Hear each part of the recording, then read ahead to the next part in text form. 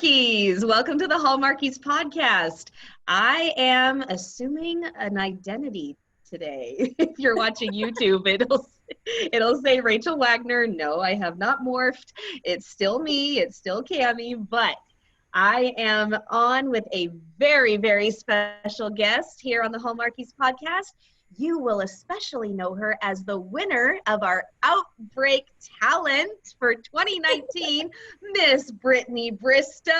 Welcome, Hello. Brittany. Thank you so much for having me. This is so much fun. I can't tell you how excited I am to talk to you because I just love your infectious energy. That's the best way that I can think to describe that, how much I love watching you. You just have such an energy on the screen that I just kind of sit up closer. Thank you. That's so sweet. Most people just call me hyperactive, but I appreciate that. Well, I guess we're two birds of a feather because they say that about me too. Lovely. I'm not alone. This is going to be a very high energy podcast. Yes. If you're not ready for high energy people, you may need to take a break. Watch and a lot of girly giggles. Yes. So many. All right. Okay, so the last time you were on the podcast, it was before I joined the team. It was in November of 2018. Yeah, it's been a little bit. Yeah, and Christmas at the Palace was just about to premiere, and you were about to start work on The Royal Chocolatier, which we now know as Love, Romance, and Chocolate. Yes. So there's lots to catch up on. No, there's been a little bit of stuff since then. So you just had a birthday about a month ago on the 8th, right? On February 8th? I turned 30. The big With 3. Real panicking. And now I'm 30 and I'm like, oh yeah, I forgot I'm 30. But I was so panicky about it. I was like, I'm turning 30. I need to have my whole life figured out. Oh my gosh. But, now it's fine. Just an average 30-year-old. I'm a few years older than you, and so far no breakdown, so you have hope. Sweet. I'll take it. All right, so did you do anything fun for your birthday? You know what? I had a really lovely day. I kept it super simple. My boyfriend had actually planned a really lovely day for me, so we went for brunch. Got a boyfriend. I have a boyfriend. He's the best. We went for brunch, and then he took me to go get a massage, and then we had dinner with my parents, and then I met up with some friends, and actually his good friend's girlfriend, who's a friend of mine, coincidentally. Can we get that straight? Yeah, it's we actually have the same birthday, so we ended up meeting up and going and having a nice glass of wine, and then it was just a very easy, simple day, which was perfect because I didn't want to draw too much attention to the newest decade of my life. So oh, come on, it's not that bad. No, it was great. It was perfect. I absolutely loved it. It was the best day. And so you said that you went out to dinner with your parents. Did you go eat at your favorite restaurant, or? We went to a really nice restaurant. It's a restaurant I'd actually never been to before in Toronto. It's called Piano. And it's this incredible Italian restaurant. It's absolutely beautiful inside. And my boyfriend's friend is actually one of the managers there. And nice. There. And she was so sweet. She sent over champagne for us, and it was really, really lovely. We all loved it. My parents had never been either, and we all ate so much food. But it was delicious. We had a great time. So is your favorite kind of food, Italian? I just really like food, which is a terrible answer. I just love food so much. I love it. And yet you keep such an awesome figure. Thank you. Thank you. I work out so that I can eat everything. That is I love that explanation. Goal. Also, working out makes me sane. I don't go crazy. But yeah, no, I go to the gym a lot so that I can eat real big meals, because I love food so much I can't stop myself from eating it all the time. But yeah, I love Italian food. My boyfriend's also a really fantastic cook, so I lucked out. Oh, lucky you. I just go over and I'm like, oh, so what's for dinner tonight? You're cooking, right? And normally he does, so. Wonderful. Serendipity. All right, so I listened to your interview, the last interview that you had here, and you were talking about your wildlife quest Yeah, project. So is there indeed going to be a third season? we're still Because waiting to find out. I would love so much to do a third season of the show. It was such a blast to work on. I think it's just at this point, like it's been sold to Nat Geo. Nat Geo Wild plays it constantly, and it's doing quite well. I think it's just a matter of if it's doing well enough that they decide that they really want to option it further. Sure. So we're waiting to find out, but I would love it. I would love to go back. We had so much fun. Yeah, so you were an old hat at Africa by the time you did Love on Safari. You know, I was. oh, Africa. I'd been quite a few times. I feel very lucky. I feel like it's kind of one of those once in a lifetime trips for so many people, and I very luckily have had an opportunity to go more than once. And I mean, I remember watching that movie and thinking, wow, those actors must feel so lucky that they were cast in this movie. And then, oh, how many times has she been? I think it was my third time there, but I still felt so lucky to be cast. Sure. Yeah. Because I mean, and to go and spend that much time and be on a reserve, and it was just such a blast. And your dad worked on Wildlife Quest with you and Love on Safari. So I got to know, was your dad the one that pitched the idea to Hallmark, or? Yeah. Oh, you. Yeah. So it's really funny. I'm very lucky. I've had a really lovely opportunity to work with my family quite a bit in the industry. Yeah. I've also done a lot of work without them, but it's really uniquely wonderful to get to work with them. And it was funny because we did the first season of Wildlife Quest, and we met my co-host in the season 2, Bruce, who was our ranger the first year we went to South Africa. He's the loveliest guy. He's so smart, so funny, so charismatic. And my dad, I think, was just I think my mom and my dad were very inspired by our time there, and they were very inspired by meeting Bruce and meeting his girlfriend at the time, who was this like wild Amazon lady who just was like 6 feet tall and could chase a cobra through the grass. Like, she was just absolutely amazing. And looking at the two of them, it was just one of those things where I think my parents were just kind of like, we need to make a movie about this. So they came up with this romance idea that took place in South Africa, and the rest is history. I mean, they took it in and they said, please let us do this. And Hallmark said, okay. Sure. Okay. There you go. And then we all went. So the whole family went? Yeah. Yeah, my dad, my mom, myself. My sister wasn't able to come. She lives in Tucson, and she's a professor at the University of Arizona. So so couldn't quite take time off, huh? No, she wasn't able to come with us, but it was really, really cool. And then having Lacey come, and it was just such a great experience. Yeah, and you've been in 2 abroad movies with Lacey. You know, not just 2 movies, but 2 abroad movies. Yes, we like to travel to fun places and eat chocolate together. We have a lot of fun. I love Lacey so much. Sounds like it. Okay, yeah. I've got a very hard question for you. Are you ready for this? Okay. So we've got Africa, we've got Belgium, and then Christmas at the Palace was shot in Romania, correct? Yes, it was. Okay, if you had to pick one, which one? Which one of the 3 is your favorite locale? South Africa. Okay. So incredible. It's so incredible.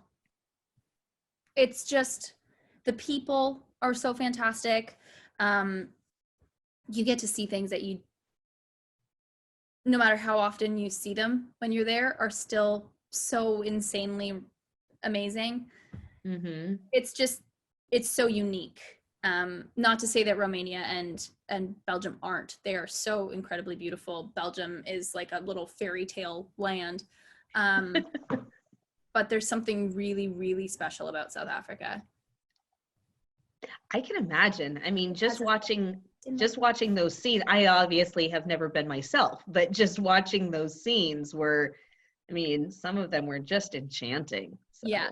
It's like everything feels different there. The sunset Mm-hmm. feels different. The stars seem different. The moon feels brighter. Like it's just, there's something so magical about it. Yeah. Wow. And there's also something really remarkable about when you're there and you do get an opportunity to go into the reserves that are so protected and you see the world the way it was.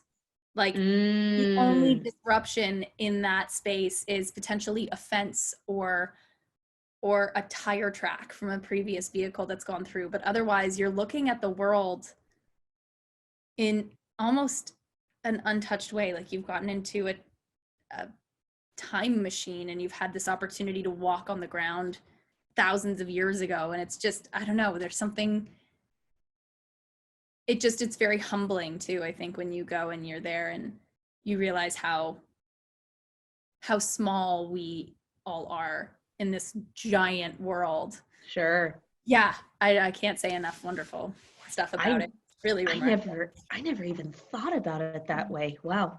I mean, like, you know, you look at a forest and you're like, yeah, that forest is there and it was there a long time ago, but it's different when it's like endless plains and you see an elephant coming through the trees and there's a giraffe over there and you're like, what is this place? And I feel that way whenever I'm in a space that feels somewhat untouched.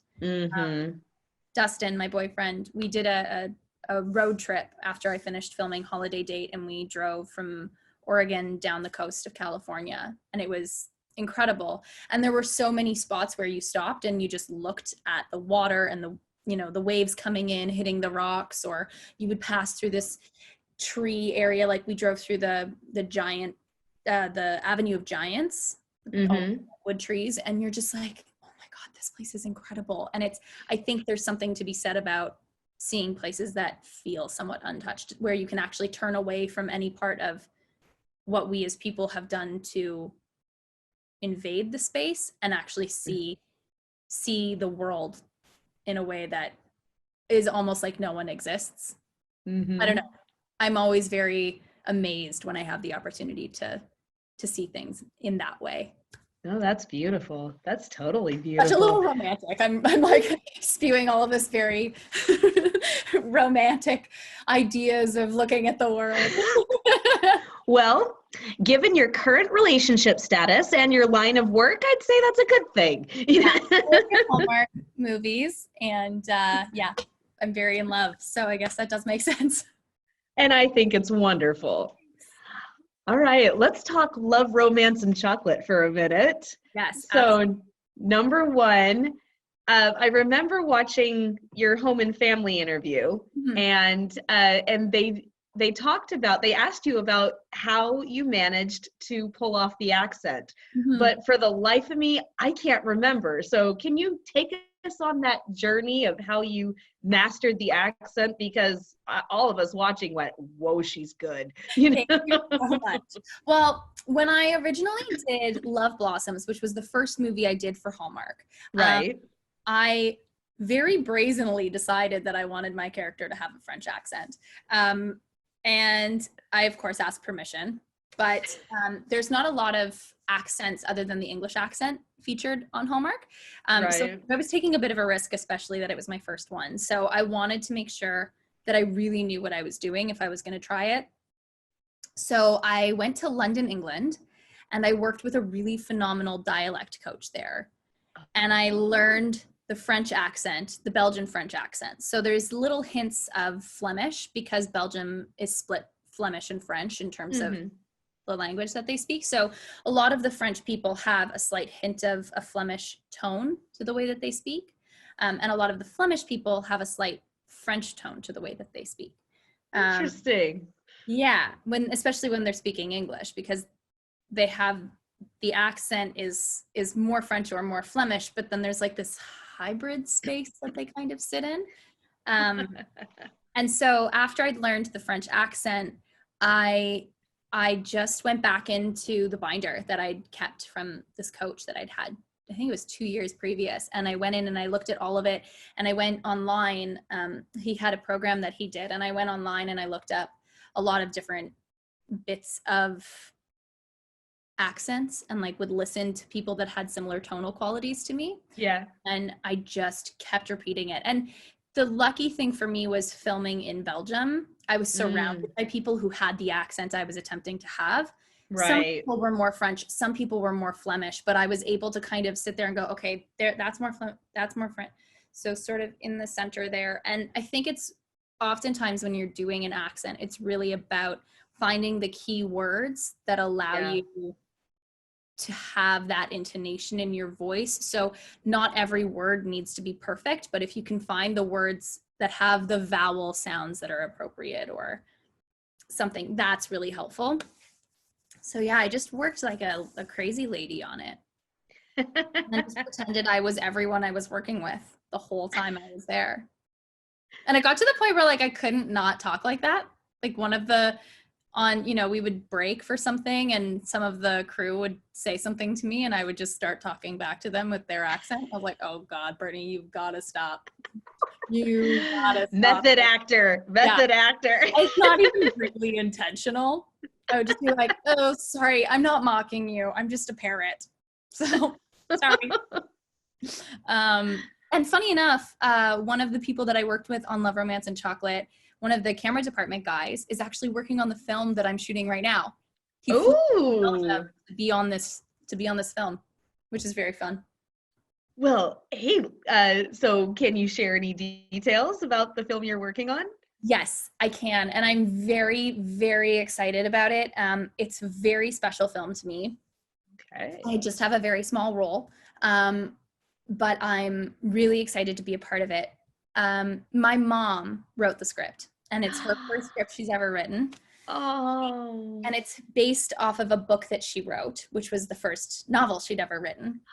And I'm so proud of her.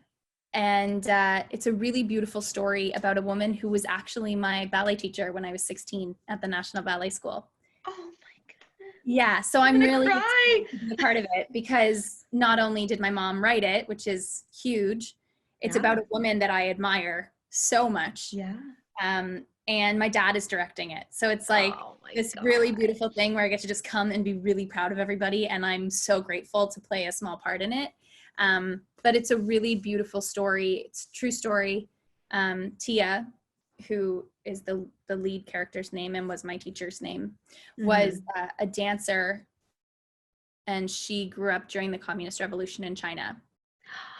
And fell in love with a man that her mother didn't want her to marry. She married him and had this beautiful love for him, but because of what was going on during the Communist Revolution, during all of the various uprisings, she was taken away from her family and sent to work in a labor camp. Her husband was sent away to work in a labor camp, and their child was sent to live with her parents. And it's a really, the book has more opportunity to dive into the story because it's, it takes place over Tia's entire life, and she's in her 70s now.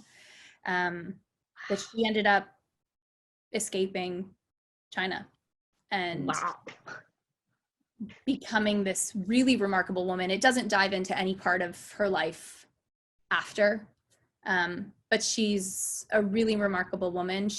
I'm sure like everyone has seen the posters for the Shenyang dance performances. It's normally like a woman jumping in a really colorful costume, and it says Shenyang, and they're all over the world. She was one of the creators of the companies. And she is just this incredibly compassionate woman who I could never have understood when she was my teacher. And then I read her story after my mom wrote it. And I've never gone so quickly from not understanding somebody to loving someone so purely in such a short period of time, because every choice she made as a teacher, everything she did made sense in that moment. And like, I wept reading this book. It's and I'm really honored to play a small part in telling her story, because I think it's a story that really deserves to be shared. And I'm also really proud to be part of it because it's such a huge thing for my mom, and my dad is getting an opportunity to direct it because he's so close to Tia and they all know the story so well. And yeah, it's really exciting. So this really is a family affair. Yeah, and I'm really proud that I get to be a part of it. So what's your role? I play a woman named Louise Turner, who is a British woman who ends up working at the embassy for London in China. And she's very instrumental in helping Tia and her husband leave China. So accents coming into the into the mix again. Yep. There's another one. Yeah. So it's a special one for sure. And currently it's called The Swan. It may change. But for now, the title is The Swan. And they always change, right? Yeah, and it's based on the book Dancing Through the Shadow. And it's an incredible book for anyone out there who wants to read it. Go buy it on Amazon, please. That sounds amazing. I may just have to try that. That's great. It's a beautiful story. Oh, sounds like it. Okay, so going back to Romance and Chocolate, because I'm not done with it yet. No, I just will talk forever. And I love it. Yeah. But so, favorite part or favorite scene, and we all know that your favorite part was probably the chocolate, so you have to say something else. Okay. My favorite part, favorite scene, favorite Marie moment, anything like that. Okay. If you're not watching on YouTube right now, you need to switch over right now because her facial expressions are amazing. Thank you so much. Yeah, I'm very animated. That's never been an issue, ever. Never a problem. Gosh, my favorite part. I just think overall her little sneaky conspiring to get the two characters together, that in and of itself is my favorite. And I love all the little moments where I was like, oh, okay, sure. I just love all those moments. I really love the scene where they come in and they're trying the cupcakes. I like that. You have to taste each other's, okay? So I really like that one. Gosh, I loved that movie so much. I'd say though that scene is probably one of my favorite scenes because I think it's just so funny and they're both just like, what? Marie's lost it. What's for her? I'm like, you're gonna fall in love. So I'd say that, and the one where I walk into the chocolate shop and they're hugging, and then I'm like, grab something? No? Okay.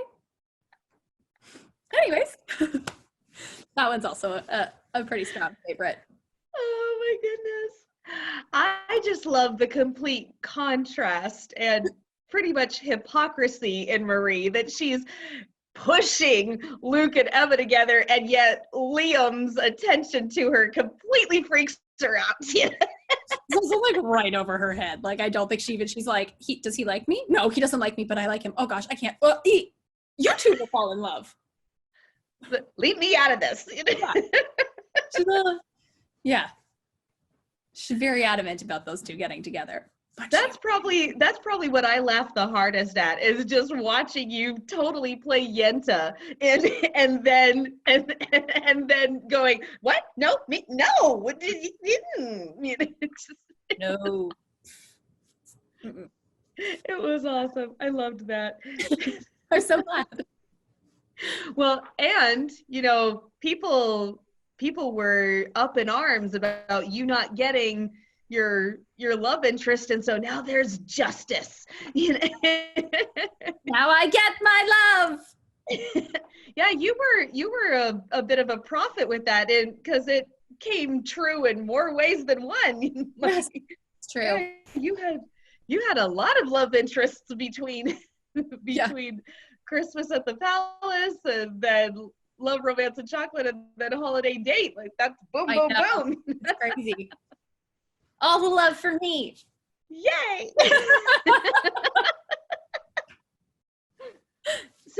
when I was looking at IMDb, I saw Shadowtown. Looks like your newest project on there, and it stars John Rhys Davies as well. And there was no detail about it. Can you share anything about that? Is it coming up soon or?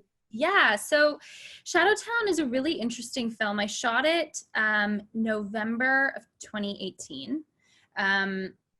And it was right before I went to Belgium to shoot Love, Romance, and Chocolate. Oh. So I had done Christmas at the Palace, and then I went home, and then I flew to Iceland, and then I flew from Iceland to Belgium. So it was like 3 months in a row. I know, it was crazy. I was like, I'm just a jet setter. This is where am I again? Also that. I woke up and was like, do I know where I am? What language do they speak here? That might be helpful to know. But yeah, so I went to Iceland in between those two and shot this like very moody, sort of art house cinema, Scandinavian thriller. Those are a lot of adjectives. Yeah. Yes, it is. Yeah, it's a really interesting film. It's there's a lot of silent space in it. It's a very dramatic film, and I guess it's more of a suspense than anything. Okay. But it was really cool to work on. It was a super small crew, and John came out to do one of the roles in it, and I love John. I've worked with him, I think 4 or 5 times now. Oh, wow. Yeah, he's pretty awesome. He's just such a pro. I can imagine. He's Sala from Indiana Jones and Gimli. Yeah. I mean, like, he was in Victoria, for gosh sakes. Yeah, he's pretty great. And yeah, so he came out to Iceland to shoot that. And we had a really wonderful time. He has a very interesting role. He's like he has one scene where he really speaks. And as I said, there's a lot of contemplative space in the film where my character's name is Maya, and she's dealing with the loss of a family member, but also gaining the information that family member existed at all. Oh. And she's sort of placed, she's a Canadian woman who flies to Iceland to deal with this death.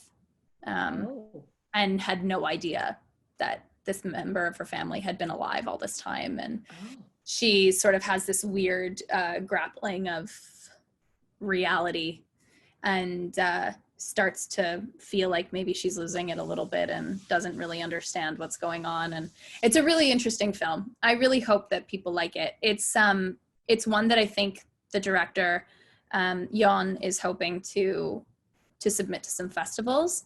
And then we'll see from there. But yeah, I will absolutely keep people posted. And if it's going to be at festivals, I'll share that news so anyone who's at festivals in the area can try to get out and see it. And then after that, just we'll see, I guess. But it's a cool film, and I'm really glad I got to be a part of it. Yeah, absolutely. Yeah. Okay. Let's talk about what the fans really love. Oh yeah, gear it up here. Gear it up. Oh no. Okay.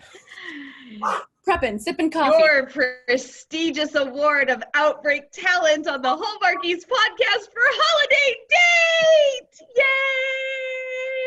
I was so excited. What was that dance I just did? I don't know. I loved it. And I have it on video, by the way. That's recorded. Hello, Internet. These are my excellent dance moves. Oh man, how could I use this? And then she was one of those weird videos where somebody's just on a loop doing this. Oh gosh, I'll stop. I was so excited when I got that email. I cannot tell you. I freaked out. It was so exciting. Yeah, it's your first Hallmark lead. That's a big deal. I know. That's a really big deal. And I mean, it was all over Twitter. And I remember the first thing I said was, oh, she's got a lead role, finally. And everybody wanted it. Everybody just kept on saying, finally, Brittany has a lead role. She deserves it. She's been in so many movies and she's been so fabulous. And it was amazing. We loved it. All of that pouring in. I mean, I know I say it and I sound like a broken record when I say this, but I know that I would be absolutely nowhere without the support of the fans. Every single person who watched Love Blossoms when that movie first came out immediately said kind things about me. And that's what led me to get the next one and the next one. And I know that having the support of everyone watching the films is completely the reason why I had an opportunity to do a lead. So I like watching how excited everyone was that I got that opportunity. Just it made me so happy, and I was so grateful to everyone in that moment because it was very exciting and I didn't know if it would ever happen. I can imagine that sentiment. I've been there myself in other circumstances. Yes, I can totally get that. Yeah. So did you do the same happy dance when there were a lot of happy dances. There were some very embarrassing happy dances done. Yeah, no, I did many a happy dance. I also squealed for like probably 20 minutes.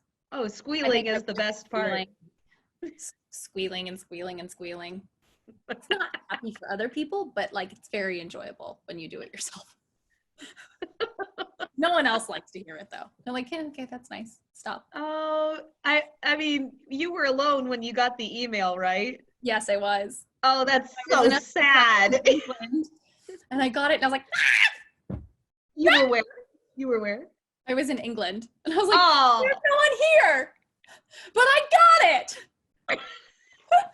I was like looking around being like, right, buddy? Just me. But I was so excited. I freaked out. That's awesome. Oh, that's awesome.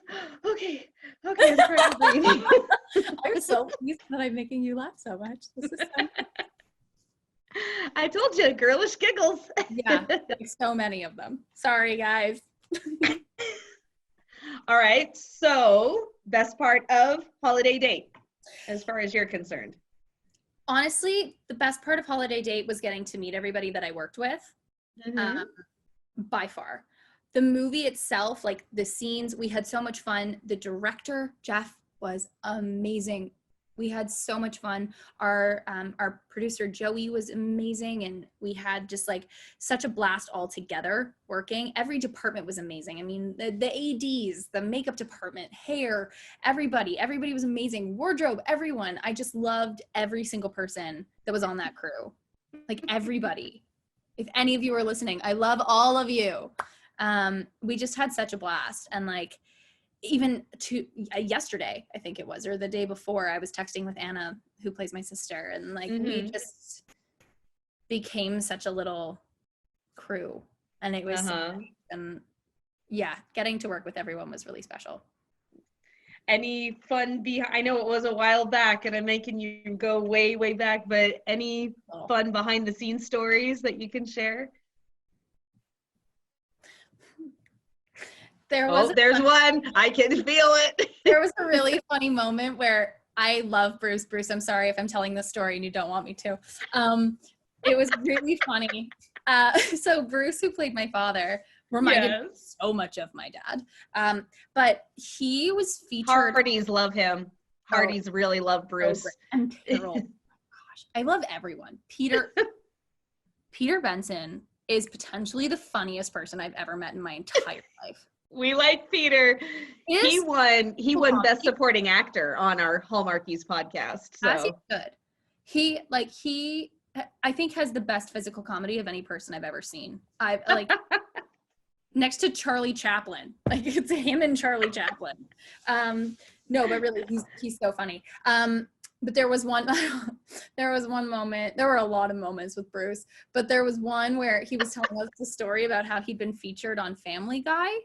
And they just say like, that Bruce Boxleitner, what a pro. And then we just hear action, and we walk out, and like all of us forgot our lines. We were like, and then I think it might have been Peter who just went, yeah, that Bruce Boxleitner, what a pro. And all of us started laughing so hard that like we couldn't breathe. We were just like, this is it. We have to, is the day over? Cut. Now, because it was just such perfect timing, because none of us remembered anything. And I think Bruce had the first line. So it was really funny because he was just who had the first line? I'm pretty sure Bruce had the first line. Oh. So we're all just kind of like, no one? No, nobody? Okay, cool. And then like all of the like mishaps, like the sufganiyot, Bruce took a bite once, and he took a bite in the scene, and he was supposed to take a bite in the scene, but then we ended up having to do a bunch of coverage because there were so many people on that side of the camera, and so he just kept having to eat donuts. By the end of the day, I think he'd had like 20 sufganiyots. And he kept biting into it. Every time he bit into it, like he would bite into it, there would just be this sugar everywhere. And there was one take where Terrell and I were just holding hands and shaking because we were laughing so hard on his coverage, because he had sugar like up his nose and like on his cheeks. I think it like somehow got in his hair. It was just like, there was just like powdered sugar. It looked like somebody just like smacked him in the face with one of those powder puffs. So many good moments. Oh, that's classic. Yeah, it was pretty great. Classic. Most of them had to do with Bruce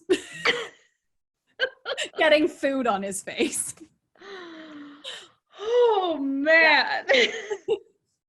Yeah, we had some fun. There were a lot of giggles. Just a little giggling. Just a little bit. Okay, so I've got 2 more tough questions for you. Mm-hmm. Favorite Hallmark role that you've ever done? Oh no. The facial expressions are coming out again, people. Seriously, if you want to see the most embarrassing facial expressions, just head on over to YouTube.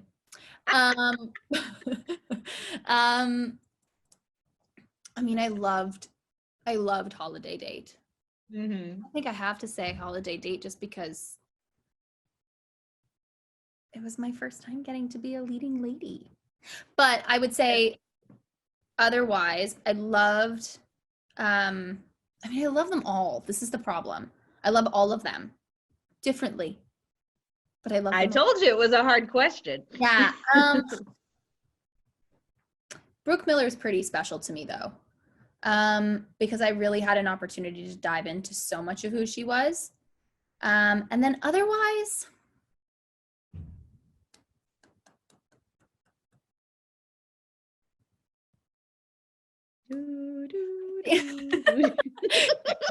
I think probably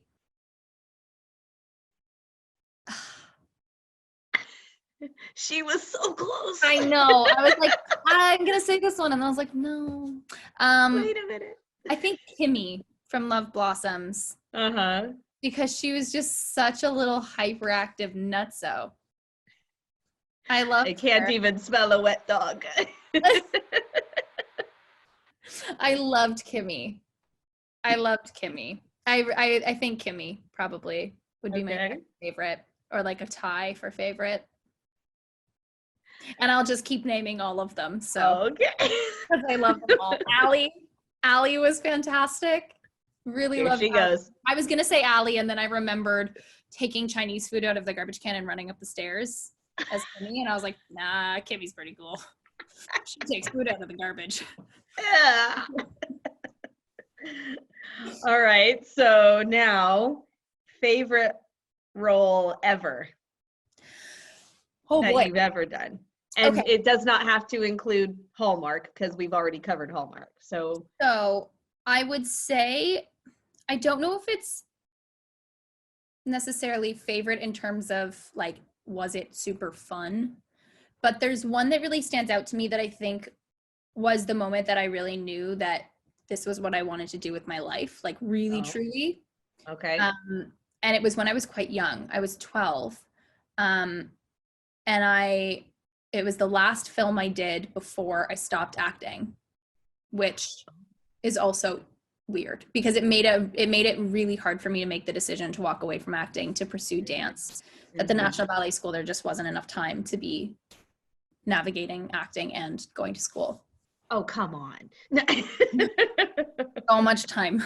Oh, so I can imagine. So it was one of those things where, and I was so excited to be in a school where everyone was so focused on something and we had things in common and I had friends, and sure. for me, it was the right choice overall. But this was like, I think why it made it so hard for me. And I think why upon graduating, I knew that I needed to go back to acting because I remembered just feeling so sure when I did this project. I was 12 and it was a movie called Profoundly Normal.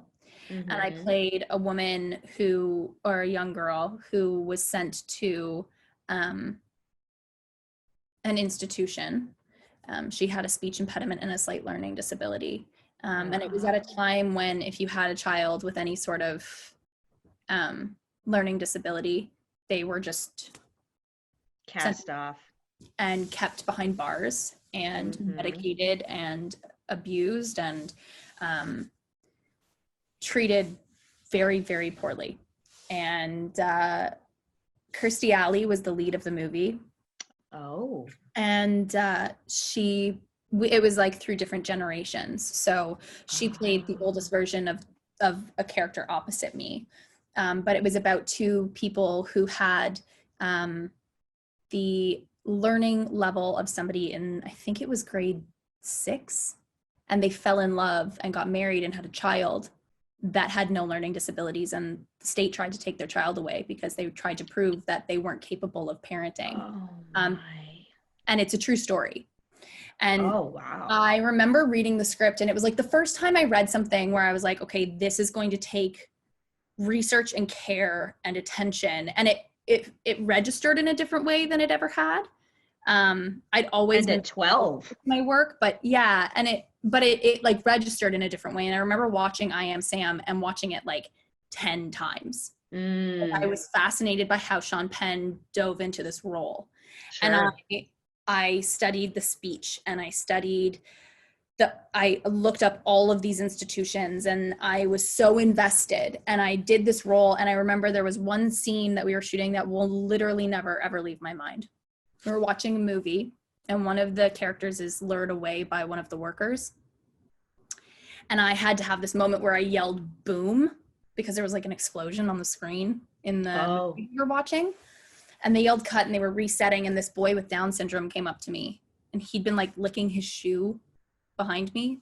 They brought children, like all of the children who were background in the film were brought by parents who wanted to support the film because of what it was about. So all of the children that came out had learning disabilities of some degree. And this little boy had Down syndrome, and he came up to me, and he, with the biggest smile on his face, said, "I'm so happy someone like me is in a movie." And I just remember it like hit me in the center of my soul. I will never forget the look on his face. I will never forget the moment. I burst into tears because I realized that I had done the work well enough that he thought that I was just like him. Yeah. And it was a moment that I realized that I was capable of it. I was capable of telling stories for people that didn't have that opportunity. And I was capable of making a difference to someone. And so for me, that role, as much as there's other projects I've worked on that have sunk into my heart and that have mattered and stayed with me in such a profound way, I think that's the first time. So it stands out more profoundly than anything else. But yeah, it was a really incredible moment for me. So I think that's like whenever I go back to wondering why I put myself through some of these things, sometimes I'm like, that little boy is why. That moment of realizing that I had the power to tell this story. So yeah, I'd say that it wasn't an easy role. It wasn't a particularly fun. I mean, the project itself, they're always fun, but when they're when they have that weight, especially playing a little girl who's, being sedated and chained to a bed and screaming because her friends are missing and she doesn't know how to ask where they are. You wouldn't call that fun. It's not necessarily a fun place to go. But it will always stand out for me as probably the most impactful role on my person that I've done. Yeah. I'm speechless. Wow. That was a special one. That's incredible. That is, oh, man. Yeah. And I've been very lucky to work on a lot of projects that have really made a difference in my life. I mean, I like taking those projects. But that one has a very special place in my heart. Yeah, I can see why. Yeah. Whoa. Well, okay, mood change. Yeah, sorry about that. No. I was talking about I have to go on to the next question, and it's totally frivolous, which, is okay. I like those ones too. They're easy. So the last time you were on, you got to answer the silly questions, but they were the silly questions holiday edition. So now we get the regular silly questions. So we get to have you answer both of them, which is awesome. Yay. All right. Best ice cream flavor. Gold medal ribbon from Baskin Robbins. Whoa, I've never heard that answer before. That was so fast. Yeah. I want ice cream. Apparently. Gold medal ribbon is an amazing ice cream. It is chocolate and vanilla with like a caramel ribbon in it. Oh, wow. It's real tasty.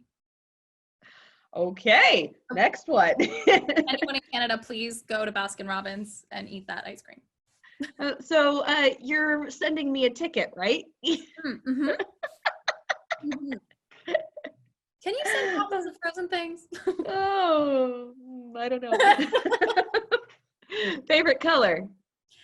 Oh gosh. I thought you said these were easy.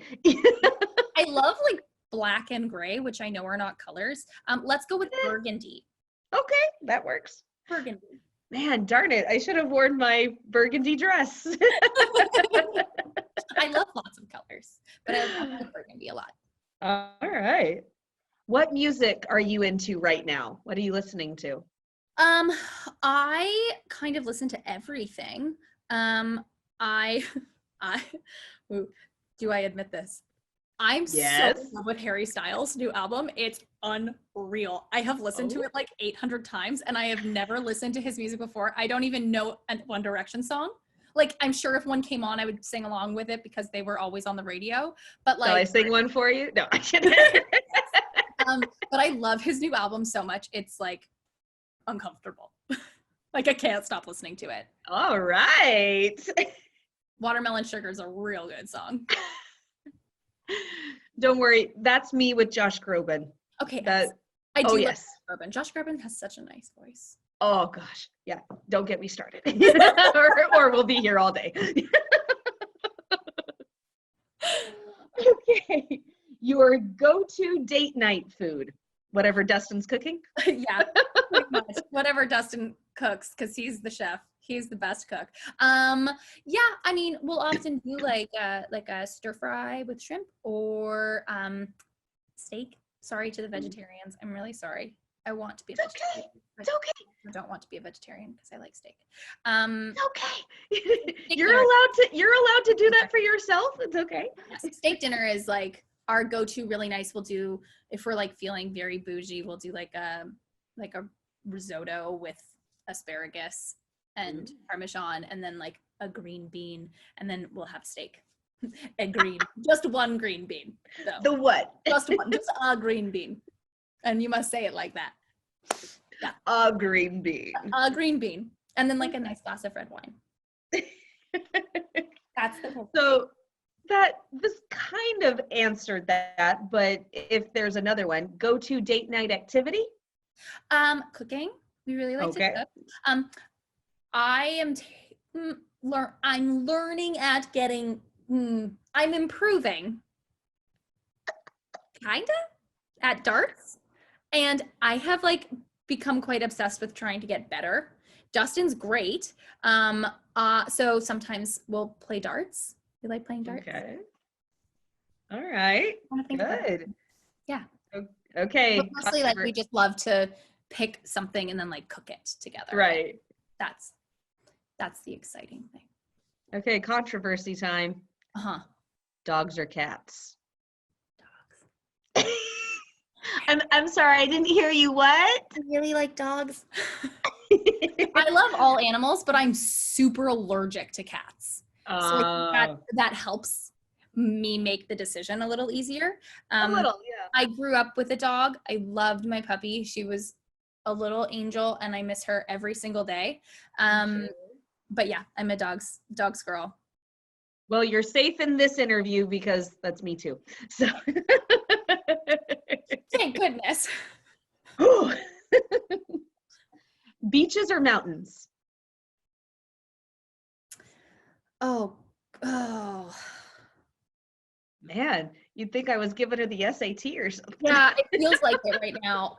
Because I love the mountains, like I love looking at them and I love seeing them, but the beaches means that there's water and I love the sound of water. I'll go with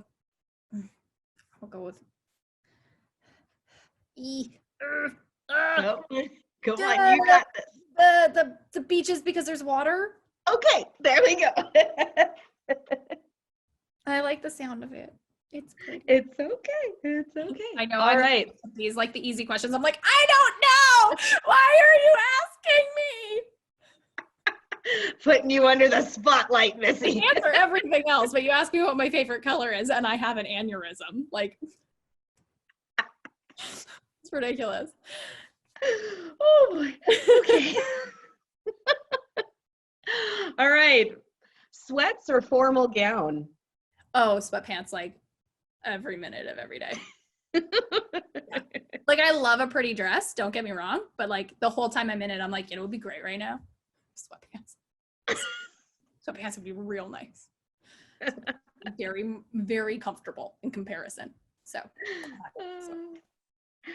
Favorite holiday? You don't have to say Christmas just because you're involved in Hallmark movies, but. Favorite holiday? I do really like Christmas. I like the build up to Christmas. See, that's me. I love Christmas time. I love Christmas Day too, but just Christmas time is just magical. Yeah. It gets to be the 17th. And wait a minute, where did Christmas time go? I'm not ready for this. Go like regular time, but Christmas time. Yeah, I'm blanking on holidays right now, which is wildly embarrassing. Like the only one I can think of otherwise is Easter. Well, there's New Year's and there's Valentine's Day and there's Easter and there's St. Patrick's Day, and you don't have the 4th of July up there, so that's okay. And there's Christmas and there's Thanksgiving and there's Halloween. Does that help? You just named them all, I think. Yeah. I think I did. I like Christmas. I like the time.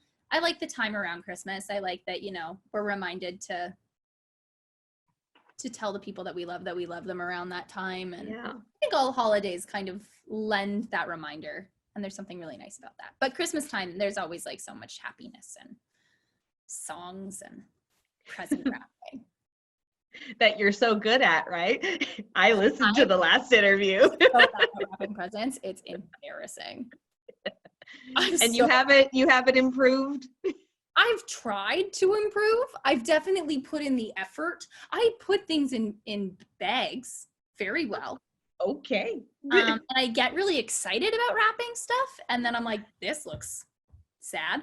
So I was excited about this, and now it's just embarrassing. But yeah, I'd like to say I've improved, but I don't know that that's an honest answer.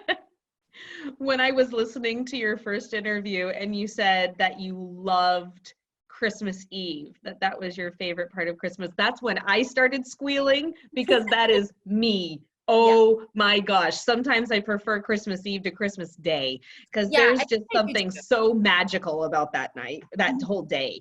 Yeah. Christmas Eve is pretty special. But yeah, I would say Christmas, leading up to Christmas, the Christmas time. Yep. I'm with you there. Oh, good. December's my favorite holiday. That's a good way of putting it. What's your favorite holiday? December. All right. Favorite Hallmark movie? It can be one of your own, but it doesn't have to be. Favorite Hallmark movie, favorite Hallmark Do you watch them if you're not in it? I do.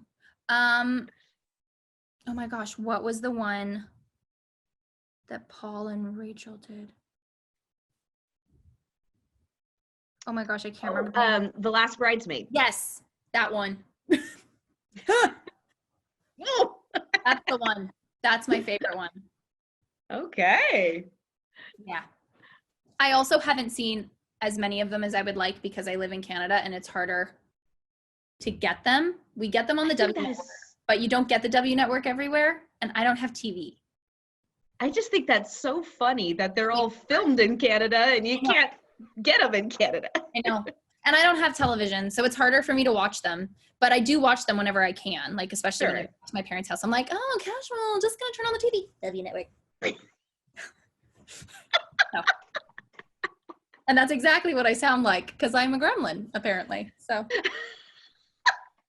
there we go. Okay. Oh, man. We better end this before I bust the lung. Okay. So, Brittany, where can people find you? I am on social media as @Britt Bristow, 1T, BRITBRISTOW.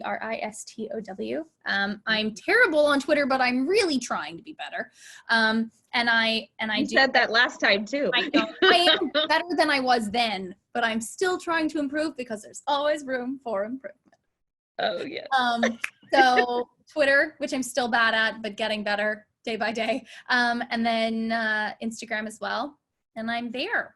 I'm on those things and I try to interact with people as often as I can whenever I have the time, and anyone who wants to follow me can.